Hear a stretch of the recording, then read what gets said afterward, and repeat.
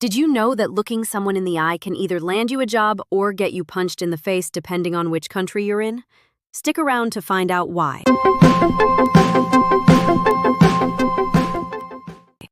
Welcome back to the Etiquette Enigma, where we navigate the invisible rules that nobody tells you about. I'm Laura, alongside my fabulous and very British co-host, Matthew. Thank you, Laura. Today's topic, eye contact, or as I like to call it, staring with consequences. Right? Because apparently where you look says more than what you say. And somehow, we've all been doing it wrong in half the countries we've visited. You know what's wild? In America, if you don't make eye contact during a job interview, they think you're lying. Really? Oh yeah. Look me in the eye is basically the national trust test. No eye contact, you're hiding something. Whereas in Japan, too much eye contact is aggressive. Wait, seriously? Completely. Staring directly at someone, especially a superior, is considered confrontational. Almost rude. So Americans are trained to do the exact thing that makes Japanese people uncomfortable? Pretty much. Cross-cultural disaster waiting to happen. Why won't you look at me? Why won't you stop looking at me? The eternal standoff. Before we dive deeper into this staring contest, huge thanks to everyone commenting with topic ideas. Yeah, you've been brilliant. Some genuinely fascinating suggestions. We're reading them all and taking notes. Keep them coming. What cultural mystery should we unpack next? Drop it in the comments. We promise to tackle it, while maintaining culturally appropriate eye contact. Or lack thereof.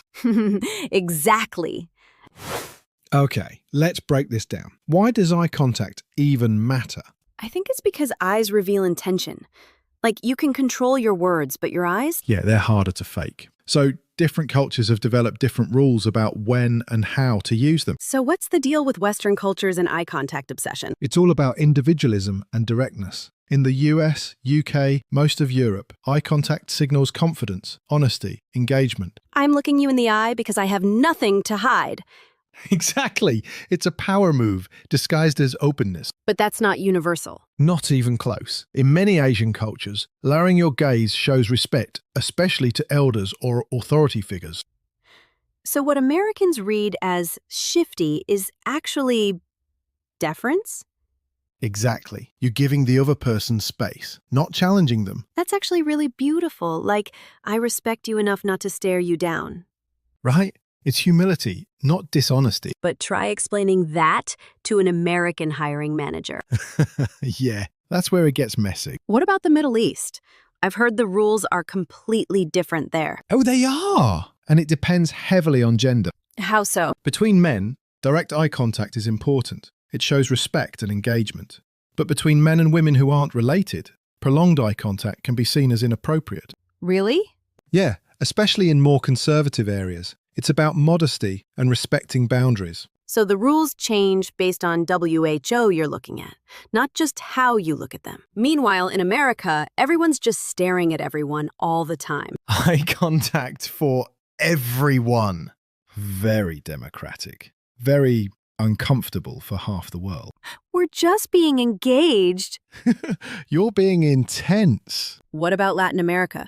Where do they fall on the spectrum? Latin America is interesting because eye contact is definitely important, but it's wrapped in warmth rather than challenge. What's the difference? Like in Mexico or Brazil, maintaining eye contact shows you're present and connected, but it's softer, more relational. Not that American, I'm assessing your trustworthiness stare. Exactly. It's less interrogation, more conversation. So Americans are basically conducting lie detector tests with their eyes. We prefer rigorous interpersonal verification. That's so much worse. But you're not wrong. Americans do use eye contact as a judgment tool. Which must be exhausting for people from cultures where eye contact isn't a moral issue. Yeah. Imagine being told you seem untrustworthy just because you were raised to be respectful. That's cultural bias disguised as intuition. Exactly. And it happens all the time in hiring, in classrooms, everywhere. Let's talk about the flip side. Too much eye contact. Oh yes, the creepy stare. Right? There's a line between engaged and serial killer.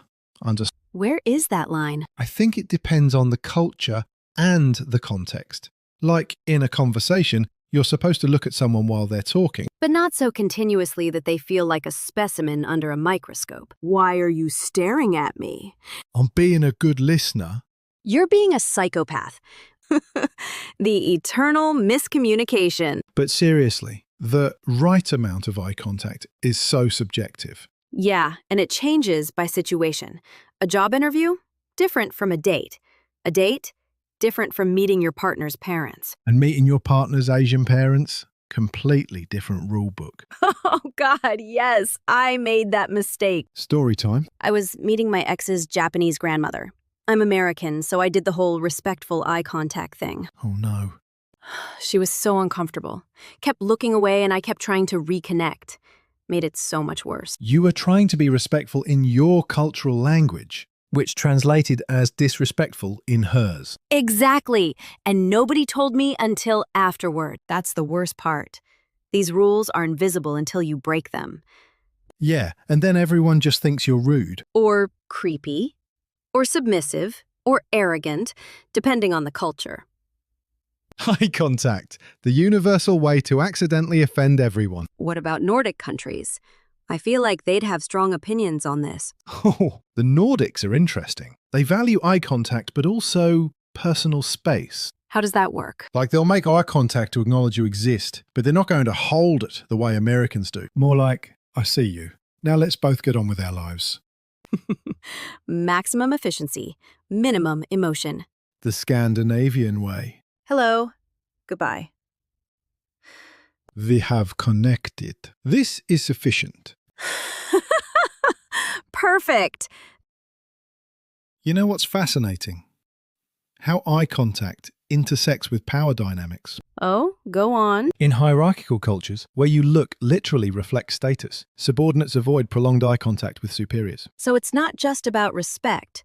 It's about knowing your place. Exactly. Eye contact becomes a social GPS. It tells everyone where they stand in the pecking order. And in egalitarian cultures? Everyone's supposed to make eye contact equally. Not doing so suggests you think you're above someone or below them. So the same behavior, avoiding eye contact, means opposite things depending on the cultural context. Exactly. In one culture, it's humility. In another, it's arrogance or insecurity. Eye contact, Schrodinger's social signal. That's actually accurate. Write that on a poster.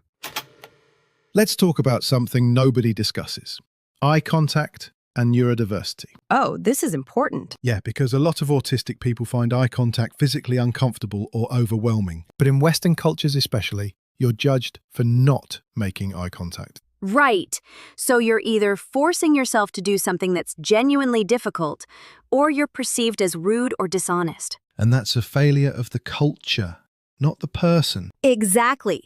We've built social systems that privilege one type of communication and punish everyone else. Which is ironic because we claim to value diversity, but only if you communicate like the dominant culture. That's a really good point. And it's why understanding these differences matters. Eye contact isn't a moral issue. It's a cultural preference. Yeah, someone not looking at you isn't lying. They might just be different. Or from somewhere else. Or processing the world differently. This conversation just got deeper than I expected. That's what we do. Come for the cultural chaos, stay for the existential realizations. The Etiquette Enigma, accidentally profound since 2024. I'll take it. Okay, rapid fire. Eye contact scenarios. I'm ready! Wait, before we do rapid fire, can we talk about eye contact in romantic situations? Because that's a whole other level of complicated. Oh, this is going to be good. Right? Because eye contact on a date is like, it can be intimate or creepy or totally misread depending on culture.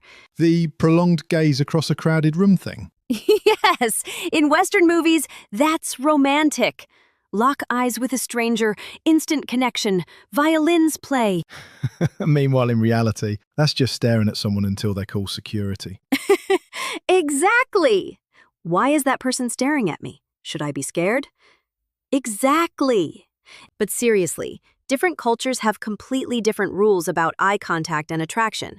Like what? In many Western cultures, holding someone's gaze is flirting. It signals interest.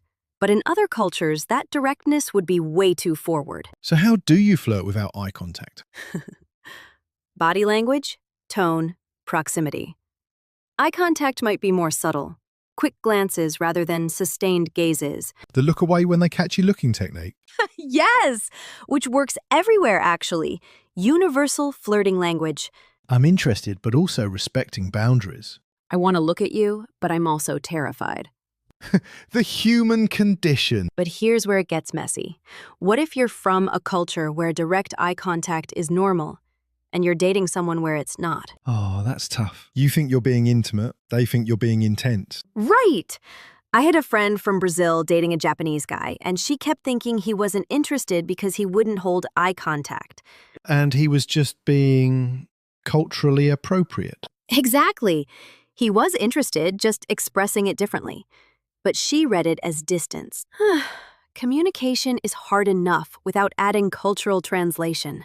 But that's why talking about it matters, right? Like, hey, I noticed we have different eye contact styles. What feels comfortable for you? That's actually really mature. I know, I surprised myself. Character growth in the middle of a podcast. We're evolving. And what about eye contact during arguments?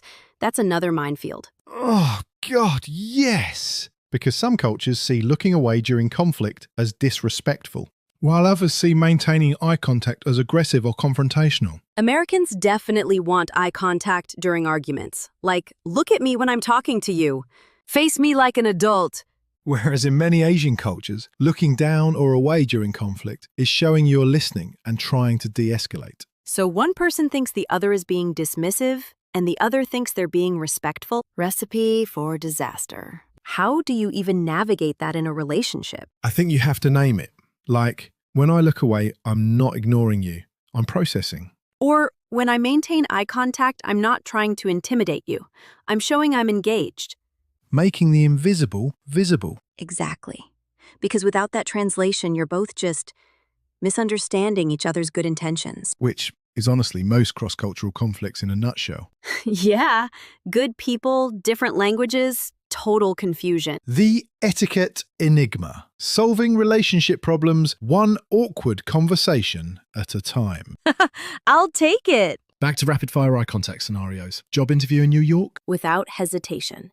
Maximum eye contact. You're selling confidence. First date in Tokyo? Softer gaze, more listening, less staring. Meeting your British partner's parents? Polite acknowledgement. Nothing too intense. We're not savages. We've made eye contact. That's quite enough intimacy for today. Exactly. Any more and they'll think you're planning to move in. Negotiating a business deal in the Middle East? Direct eye contact with men. Respectful distance with women. Context is everything. And read the room constantly. Public transport in any country? Avoid all eye contact. This is universal. Yes! The one thing everyone agrees on. The subway, stare at the floor. Humanity's shared language. Finally, something we can all unite around. Beautiful. You know, all of this just proves that communication is so much more than words. Yeah, we're constantly sending and receiving signals we don't even think about. And what feels natural is just what we learned growing up. Right.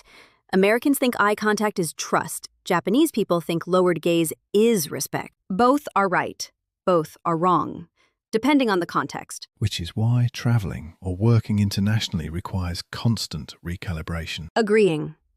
You can't just assume your instincts are universal, even when they feel so obvious. Why won't you look at me? Why won't you stop? The eternal miscommunication. But at least now we know why. So what's the actual solution? How do you navigate this? I think it starts with noticing. Like, pay attention to how people around you are using eye contact. Yeah, and don't jump to conclusions. If someone's not making eye contact, don't immediately think they're lying or rude. Ask yourself, could this be a cultural difference? A neurodivergent thing? Just a different communication style? And if you're genuinely unsure, you can ask. Really? Yeah, I want to be respectful. What's appropriate here? Most people appreciate the effort. That's vulnerable, though. Admitting you don't know, but it's also honest. And usually way better than guessing wrong. True. I'd rather someone ask than assume I'm shifty because I'm not staring into their soul. Fair point. Excuse me, how much eye contact is socially acceptable before I'm classified as a threat? Perfect icebreaker. Works every time. Okay, before we go, we need your input. What cultural mystery should we unpack next? Silence, personal space, the ethics of gift giving. How different cultures handle conflict? The art of small talk? Whatever it is, drop it in the comments. We'll tackle it.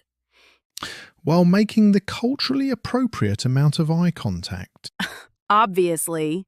Thanks for joining us on the Etiquette Enigma. Remember, if someone's not looking at you, they're not necessarily lying. They might just be from somewhere else, or wired differently, or respecting you in a language you don't speak yet, and that's okay.